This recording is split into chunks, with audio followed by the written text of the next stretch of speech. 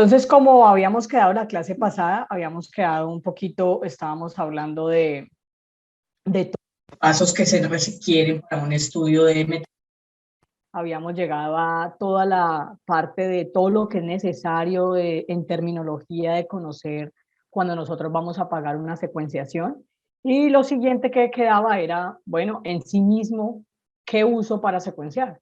Nosotros les habíamos dado la calculadora de Illumina, que es una buena herramienta para poder calcular, tener en cuenta o considerar esta terminología. Y hoy solamente quiero hacer como un pequeño repaso de que no debemos olvidar que hay diferentes tecnologías, que tenemos Sanger, que tenemos Illumina, con diferentes tipos de máquinas. Por ejemplo, aquí solamente les he puesto el MySec, que tenemos el Minion de Oxford Nanopore, que nos da lecturas largas, y PadBio, que también nos da lecturas largas. Entonces, solamente era como un recorderis de las plataformas de secuenciación que todavía seguimos usando o que se siguen usando para realizar este tipo de estudios. Ya van, pues no tenemos ningún ejemplo, pero solamente para pues, como orientarlos a los que están un poco más nuevos en este tema. Y es que tradicionalmente se hacían muchos estudios de metagenómica, que ahora ya se llama metabarcoding, no metataxonomía, con Sanger, ¿no? Los primeros estudios que abordaban los microbiomas se hicieron empleando Sanger y clonación. Y pues hoy en día esto es mucho más sencillo hacerlo utilizando tecnologías masivas como la que nos proporciona Illumina, Oxford Nanopore o PadBio o incluso el mismo Ion Torrent. Entonces, como pueden ver, pues cada una de estas tecnologías nos van a dar una cantidad de lecturas, unos tamaños de lecturas de secuencias que nosotros podemos utilizar, así como una cantidad de outputs que nosotros podemos utilizar y un tiempo en el que se realiza esta secuenciación. Cada una de ellas está basada en una química. Si alguien no lo conoce, podemos subir algunos videos de cada una de estas tecnologías como complementarios para que le echen una mirada, pero no va a ser el objeto de la clase de hoy. Solamente es como recordarles que existen estas tecnologías y lo único que vamos a mirar hoy es un poco en profundidad la primera parte de esta metodología, que es metabarcoding, ¿no? Utilizar estas metodologías de amplicones y cómo lo vamos a hacer y por qué lo vamos a hacer y por qué utilizamos unas regiones versus otras. Entonces miren que aquí en esta diapositiva, este artículo lo pueden encontrar en la parte de la bibliografía. Les presento las tres generaciones de secuenciación pues, que se han usado. Entonces les decía que la primera era usar, por ejemplo, todo esto está basado en la amplificación del gen 16S. Y entonces la primera generación, que está basada en Sanger, pues lo que hacía era amplificábamos alguna región variable de este gen, esto se clonaba y luego se secuenciaba por Sanger. Hoy en día pues no tenemos que hacer esta parte de la clonación, vamos mucho más rápido, utilizamos primers particulares que nos interesan de una región particular, generalmente entre 300 y 400 pares de bases, preparamos la librería y secuenciamos. Y la tercera generación está basada en utilizar estos dispositivos como el Minion o PadBio para no hacer una región particular de este gen, sino poder secuenciar el gen completo del 16S. Digamos que aunque todavía esto es muy usado, y digamos que quizás es lo más usado en metabarcoding y metataxonomía, ustedes verán que en unos años, mejor dicho, esto es una realidad, pero casi no se está usando todavía, es secuenciar el gen completo, o sea, los 1600 pares de bases que conforman el gen 16S. Esto cada día es una mayor tendencia, debido a que pues tenemos estos dispositivos como el de Oxford Nanopore o PadBio, pues que nos pueden, en una sola secuencia, podemos obtener todo el gen completo. Entonces ya la tendencia es pasar de esto a esto. Y lo que pasa es que ustedes van a seguir viendo que esto es muy económico y sigue siendo muy utilizado. Aquí solamente quería como relacionarnos listo, ¿qué pasa después de que ya tenemos y hemos implementado esta secuenciación en alguna tecnología? Pues hay muchos métodos, hay muchos pipelines que nosotros podemos usar para poder analizar nuestros datos. Aquí les muestro, digamos que un proceso común, independientemente de un programa, un nombre a un programa.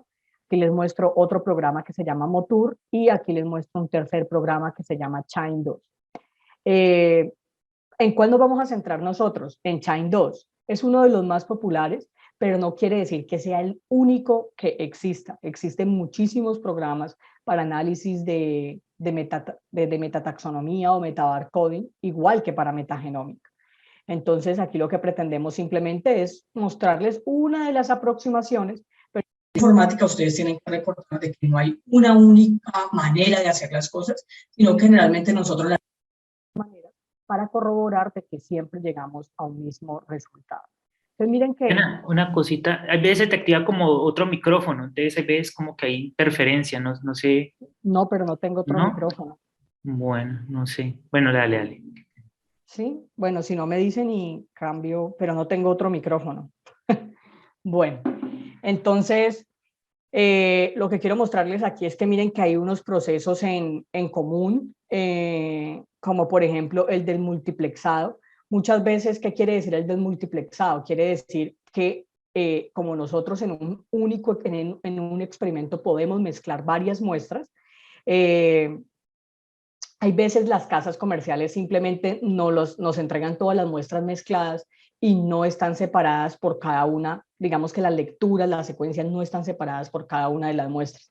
Esto es cada vez menos común, pero digamos que es el primer paso y todos los programas traen ese proceso o ese script interno para separar las lecturas por las muestras. Cada una de nuestras muestras, generalmente cuando se hacen estas mezclas, están marcadas con un barcode, ¿sí? Con una pequeña fragmento de nucleótidos conocidos que nos permiten así poder identificar, digamos que poner una etiqueta a cada una de las muestras para poderlas separar bioinformáticamente.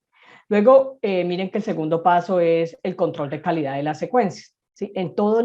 Prácticamente en todas las ómicas, nosotros siempre tenemos que chequear cuál es la calidad de nuestras muestras, cuál es el porcentaje de lecturas que podemos tener con baja calidad, con errores, por ejemplo, si estamos trabajando lecturas pareadas, si esas lecturas pareadas se solapan entre ellas o no. Entonces, esto lo vamos a ver un poquito más en detalle más adelante. Y, por ejemplo, lo que les vamos a mostrar hoy. Hoy lo que les vamos a mostrar es cómo podemos utilizar algunos programas online para dar un chequeo rápido de nuestras lecturas. No quiere decir que ustedes tengan que usar estos programas para analizarlo. Generalmente estos programas solo se utilizan para revisar que cuando llegan nuestras muestras, antes de ponernos a analizar esto y querer comprobar cuántas lecturas nos llegaron y si lo que nos llegó más o menos se ajusta a los microorganismos que nosotros estábamos esperando, entonces corremos esto que van a correr hoy. Pero si ustedes se ponen a revisar literatura, no son programas que se usen para hacer un análisis exhaustivo de sus secuencias, sino solamente para revisarlas, o sea que hacen parte de ese control de calidad de la secuencia. Por ejemplo, miren que Kind 2 dice algo como remoción de quimeras. Miren que Motur también y en los procesos comunes no dice esto. Hoy en día es muy importante revisar quimeras y qué significa una quimera. Una quimera significa que, bueno, lo vamos a ver en detalle con las figuras que tenemos preparadas más adelante, pero básicamente es una secuencia de la amplificación de dos o tres secuencias que pueden venir de dos o tres microorganismos distintos. Así que finalmente lo que nosotros tenemos ahí es una secuencia artificial. Eso no existe en la naturaleza y tenemos que poder identificar esto porque simplemente es un artefacto del error de la amplificación por PCR.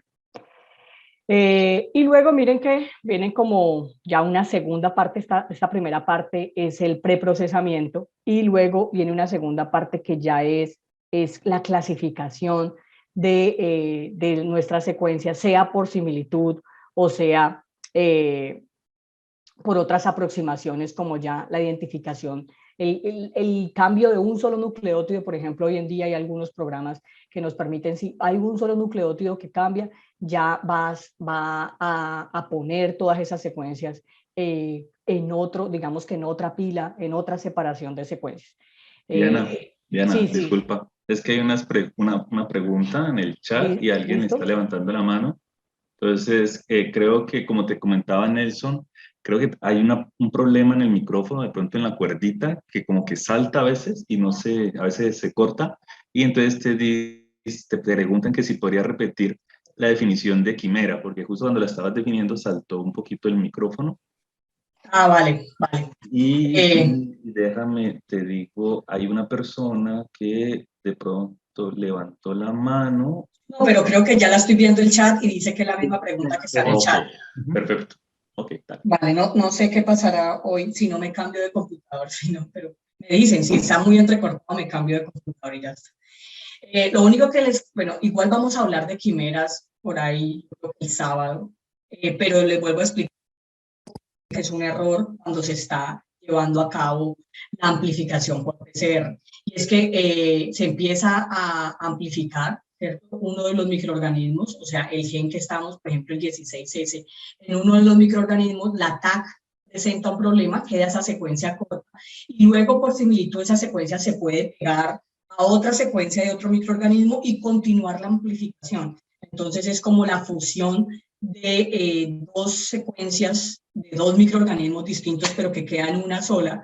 Y eso es un artefacto, eso es un error de la amplificación por PCR, y eso tiene que ser removido de los análisis porque eso es artificial. Esa secuencia no pertenece a un microorganismo real y tenemos que eliminarla.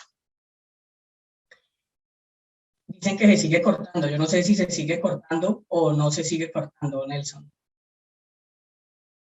O Sí, ya es... Sí, se oye un poco cortado, pero creo que la idea que quiso transmitir Diana es que cuando se amplifican estas secuencias por PCR, en el momento en que se van a hacer los alineamientos, dos secuencias de diferentes organismos quedan juntas. Eso es una quimera, lo que está diciendo la profesora Diana. Entonces, los programas los remueven. Pero sí tienes un poquito de Y interferencia, Diana. ahora en este momento, si hablo así, se me... Ahora un poco mejor, sí, si quieres intentamos y Bueno, te vamos avisando. bueno, listo, me avisan. Si no, espérate que voy a poner ir encendiendo el otro computador y miramos qué pasa. Entonces, bueno, entonces ya habíamos hablado de las quimeras, ya lo repitió Andrés, yo lo escuché bien, no sé si... Que esta primera caja era el preprocesamiento y que la segunda caja ya es la parte de la separación o la asignación de las secuencias en pilas, que es lo que se llama como clusterización. Y bueno, esto no se preocupen que lo veremos un poco más adelante con más detalle. Y luego la tercera parte ya es un poco el tratamiento de los datos. Y el tratamiento de los datos incluye asignación taxonómica, análisis de diversidad, análisis estadísticos, análisis filogenéticos y finalmente visualización. En muchas de estas partes nosotros iremos haciendo el análisis y a su vez iremos generando las figuras, ¿sí? Pero esto va a cambiar un poquito dependiendo del programa. Ustedes van a ver que hoy incluso vamos a generar muchas figuras que nos van a permitir pues entender cómo son nuestras asignaciones taxonómicas, y básicamente luego lo que nosotros vamos a hacer es corroborar esa información con programas mucho más robustos como Chain 2. Aquí lo único que quiero mostrarles es un poco cómo se realiza este proceso para datos que no son de Illumina, sino por ejemplo para datos como los de Oxford Nanopore.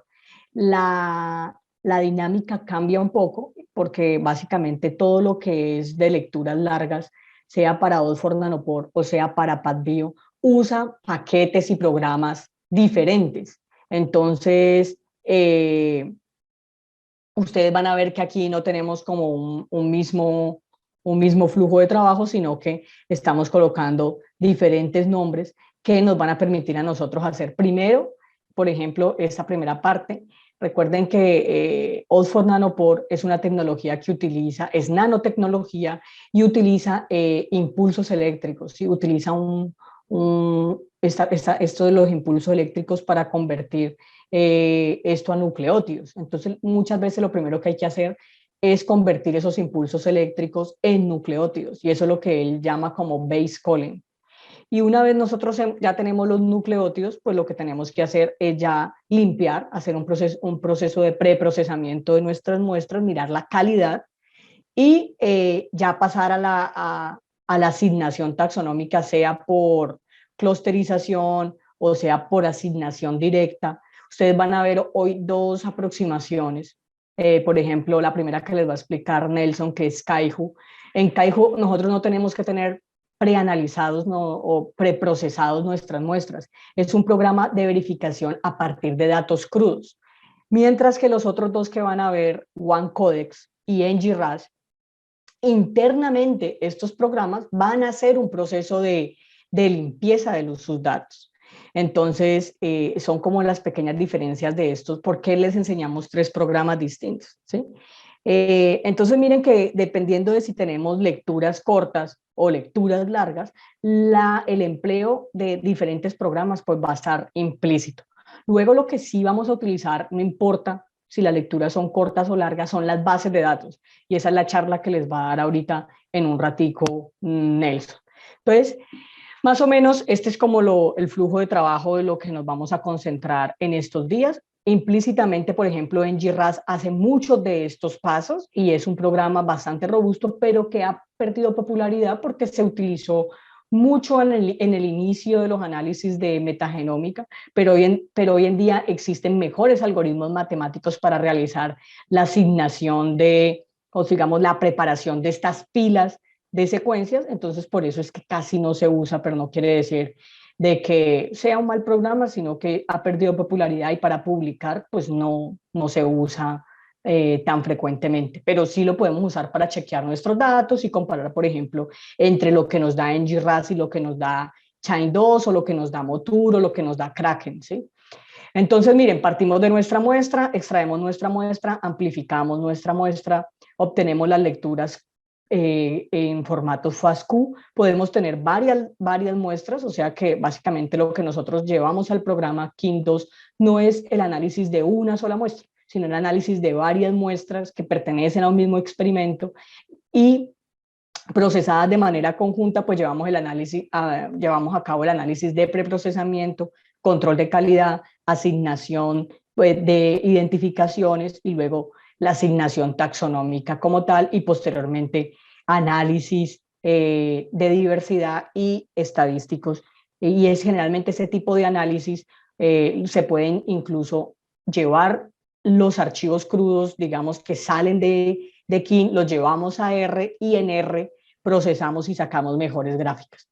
Nosotros les vamos a mostrar que King2 ya hace muchas gráficas, pero son unas gráficas un poco densas de manejar y entonces es necesario regraficar de nuevo utilizando librerías de R. Estas diapositivas que ven a continuación solamente es para ubicarlos de que no existen un único número de cebadores, que hay muchos primers o cebadores que se pueden utilizar dependiendo de la región que nosotros queramos amplificar del 16S o del ITS o si queremos identificar arqueas, etcétera. Entonces, aquí en esa tabla ustedes pueden encontrar qué región se está amplificando de ese gen determinado. Si aparece simplemente B4, B5, B6, B8, B4, lo que sea, estamos hablando de 16S, ¿sí? Y aquí están los nombres de los primers, porque cuando ustedes consultan con la casa comercial, ustedes pueden ver estos numeritos de estos primers, por ejemplo, 515FB o 926R. Ellos les van a hablar de esos números. Entonces es importante estar familiarizados de que estos primers pues están asociados a un nombre y esos nombres son los que con los cuales ustedes pueden negociar cuando estén mandando a diseñar su experimento. Y aquí está la referencia de donde aparecen estos primers pues citados para este uso. Y entonces miren que por cada uno de los primers nos dice cuál puede ser la asignación taxonómica en los diferentes dominios o plastos que estemos utilizando. Entonces dicen que, por ejemplo, para asignar arqueas, estos primers nos asignan entre un 80 a un 93%, para asignar bacterias entre 85 y 95, y bueno, etcétera, etcétera, no voy a entrar en detalle. Pero, por ejemplo, Sí, sí, sí, Andrés. Tenemos una pregunta de Marcela Orjuela. El tema que estás comentando de los primers. Ella te pregunta, ¿los primers empleados son independientes de la tecnología de secuenciación? No, y es una excelente pregunta. Y en la siguiente diapositiva, por ejemplo, les planteo cómo son los primers que deberían usar para la tecnología PathBio. Entonces, dependiendo de la tecnología que estén usando, todos estos primeros que les estoy mostrando son para la tecnología Illumina, y aquí se los pongo, ¿ven? Illumina MySec, que es la que se suele, esa tecnología la que se suele usar para amplificar, digamos que esa máquina la que se suele usar para amplificar.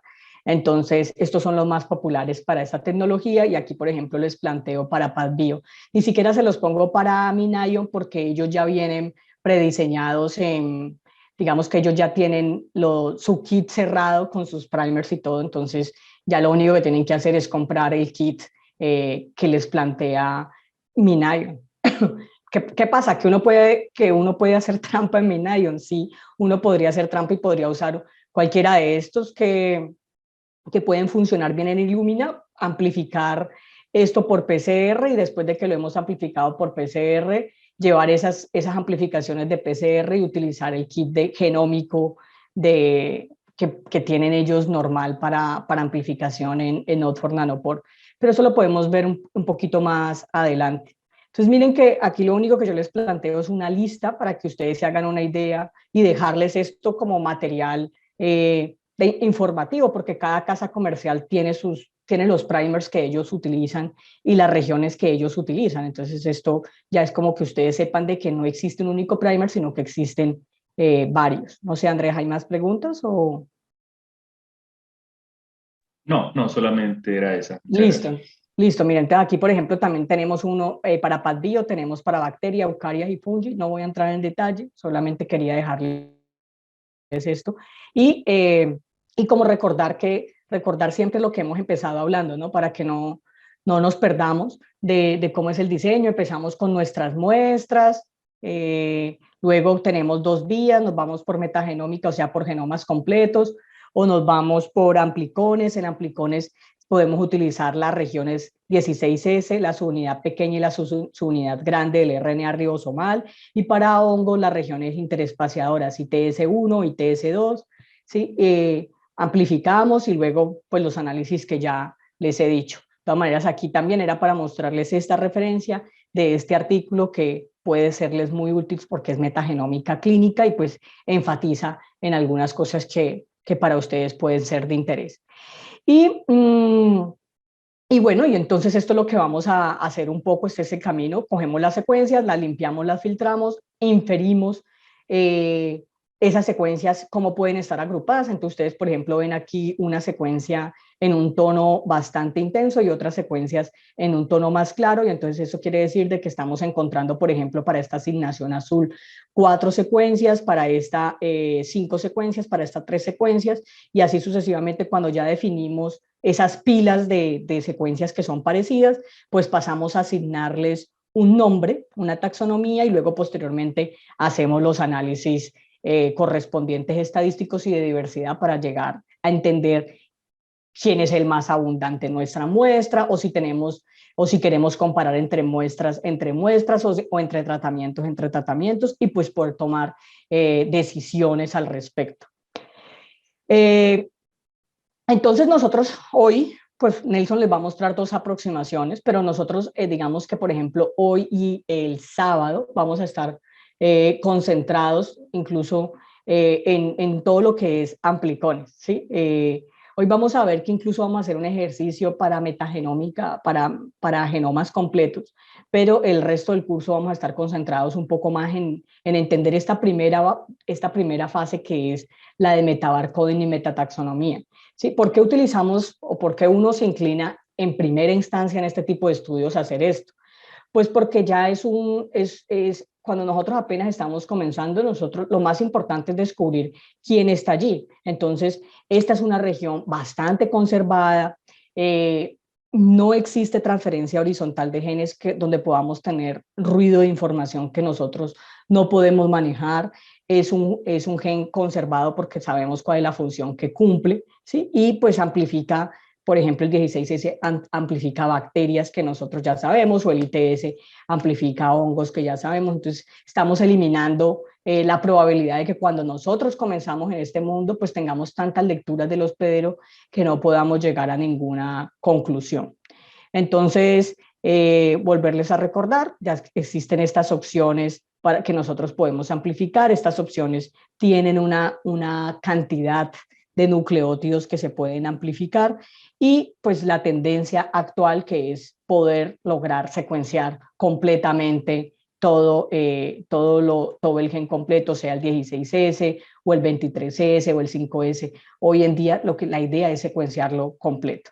Y miren que yo les había hablado como de unas regiones variables, y esas regiones variables están resumidas en estas gráficas. Hay unas partes de ese 16S, esto es específicamente para 16S, que ya están definidas de que esos pedacitos de ese gen presentan mutaciones, y esas mutaciones pueden estar asociadas a distintos géneros o a distintas familias, etcétera, etcétera. Y ustedes pueden ver aquí perfectamente en esta primera gráfica que aquí tenemos como la longitud total del gen, y en el eje Y tenemos un índice de diversidad, el índice de Shannon. Entonces aquí lo que está mostrando es cada una de esas regiones qué tanto aporta esa diversidad. Entonces, por ejemplo, aquí vemos que la región B1 pues nos puede llevar a índices de diversidad muy altos, la región B9 también, pero son regiones en ese caso pues muy pequeñas. Entonces tienen que estar, nosotros no estudiamos solamente ese pedacito, sino por ejemplo podemos estudiar B1, B2, ¿cierto? Para poder tener más o menos 300 pares de bases, o estudiamos B3, B4, B5 para poder tener más o menos 400 pares de bases, o estudiamos B6, B8 también por la misma razón. Entonces ya digamos que ya hay definido ese tipo de estudios, y digamos que las regiones más exitosas son estas entre la B5 y entre la B3 y la B5, y también es porque es la región que más se ha secuenciado, y entonces las bases de datos están bastante robustas en esa región. Entonces, cuando nosotros queremos comparar el fragmento que nosotros estamos obteniendo, pues hay mayor probabilidad de que encontremos en las bases de datos que ya existe nuestro microorganismo reportado para esta región y no para las otras, ¿sí? Entonces, por eso es que también ha ganado más popularidad, pero miren que está como en un nivel de aportarnos de diversidad como intermedia entre las que están en los extremos, que pueden llegar a tener incluso más diversidad. Entonces, esto igual, como les digo, la tendencia es ya a utilizar el gen completo. Entonces, ¿cuáles son los pros y las contras de esto? Pues básicamente lo que ya les decía la vez pasada. Uno de los pros es lo económico que pueden resultar hacerlo por Amplicon. Y digamos que uno de los contras más grandes es sesgar nuestros resultados por la elección de la región. ¿Sí? Hay veces si hacemos B3, B4, o si hacemos B5, B6, ¿sí? Entonces hay veces no podemos sesgarnos por eso, pero pues es como la ruleta rusa, no sabemos si nos vamos a sesgar o no. Y lo otro es que hay veces dificulta poder llegar a asignaciones de especie. Hay veces simplemente nos quedamos a nivel de género para poder hacerlo. Y lo otro es los problemas que podemos tener en la PCR por las quimeras, y esto pues tranquilos que vamos a debatirlo bastante. Entonces, solamente para que vean lo que prácticamente van a hacer hoy, ustedes les vamos a dar unas secuencias de 16R, de 16S, y también un archivo de metagenómica, o sea, de Whole Genome Sequence, y el programa lo que hará será hacerles estas pilas por comparación de las secuencias, como ustedes pueden ver aquí, y luego posteriormente llevarles a una identificación. Y eso es prácticamente lo que hacen estos programas online. No va mucho más allá a análisis de diversidad o análisis un poco más detallados estadísticos, ¿sí? Entonces, no sé si hay preguntas.